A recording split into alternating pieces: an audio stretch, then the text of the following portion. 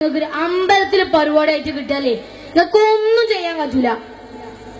ഏത് ഈ കുതിര വരി മാറ്റിയ പോരങ്ങായി അതെങ്ങനെ എന്നാ കുടിച്ചോ വിഷയം കിട്ടോ. ശബരിമല കണ്ട പൂങ്കാറ്റേ അരവണ നീ കൊണ്ടുവന്നാറ്റേ അരവണ കാച്ചിയ ചെമ്പിന്റെ അതോറി കിസ്സ പറഞ്ഞാട്ടേ.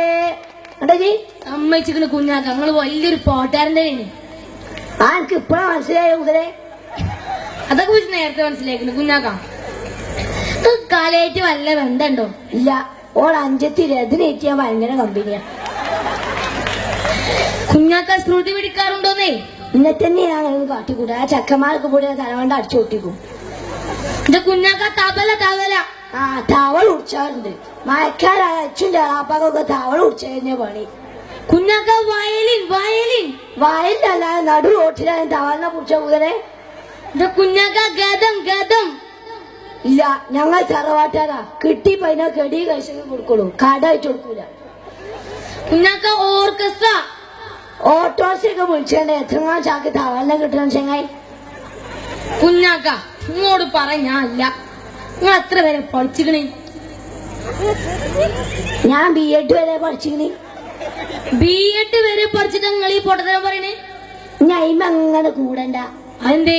കുറച്ച് തലയിരുന്നു ഏതാ 8B. 8B വരെ പഠിച്ചിട്ടുള്ളൂ. വെറുതെ അല്ല നിങ്ങൾ നേരത്തെ രാത്രി നേരത്തെ കുട്ടികൾക്ക് മലയാളം ക്ലാസ് എടുക്കണ്ടായിരുന്നു. എന്താണ് അതിനെ കുറിച്ച് കാര്യങ്ങളൊക്കെ ചെയ്യാണ്ട്? എനിക്ക് വിദ്യാഭ്യാസം ഉണ്ടായതുകൊണ്ടാണോ? വിദ്യാഭ്യാസം ഉണ്ടായിരുന്നാണ്ട് അതിനെ കുറിച്ച് കാര്യങ്ങളൊക്കെ. നാമം പറയുക, പിരിച്ചെഴുതുക, വാക്യത്തെ പ്രയോഗിക്കുക, അങ്ങനെ കുറച്ച് കാര്യങ്ങളൊക്കെ ഉണ്ട്. ഞാൻ പഠിപ്പിച്ച ചെക്കന്മാരാ നിൽക്കണോ ചോദിച്ചോ നോക്ക്. എന്നോട് ഞാൻ കുറച്ച് ചോദ്യം ചോദിച്ചിട്ടേ. എനിക്ക് അത്ര സംശയം ഉണ്ടേ ചോദിച്ചങ്ങായി. നൗഞ്ഞാക്ക നാമം പറയുക. പൂച്ച തീയിൽ വീണു. നിങ്ങളൊന്ന് നാമം പറഞ്ഞാണി.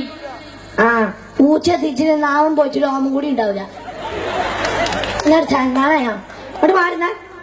അങ്ങനെയാണെങ്കിൽ കുഞ്ഞാക്ക വേറൊരു ചോദ്യം ഉണ്ട്. പിരിച്ചെഴുതുക. ആവുവാണെങ്കിൽ നോക്കാം. ഭാര്യ ഭർത്താവ് പിരിച്ചെഴുതിക്കാണെങ്കിൽ എന്തിനാ ചങ്ങായി പച്ചോനായി കൂട്ടിച്ചേർത്തോരെ നമ്മൾ വെറുതെ പിച്ച നടക്കണേ. അങ്ങനെയാണെങ്കിൽ കുഞ്ഞാക്ക വേറൊരു ചോദ്യം ഉണ്ട്. ഇതിൽ ഞങ്ങളെ പെട്ടു കഴിഞ്ഞാൽ പോണ്ടി വരും. ആ കണ്ണ് കാണാത്തവൻ നമ്മൾ അന്ധൻ എന്ന് വിളിക്കുന്നു. അപ്പൊ ചെവി വെക്കാത്ത നമ്മൾ എന്താ വിളിച്ച? ഓനെ നമ്മക്ക് എന്തും വിളിച്ചാലോ. അതെന്തേ? ഓർക്ക് ചെവിയേക്കൂലോ.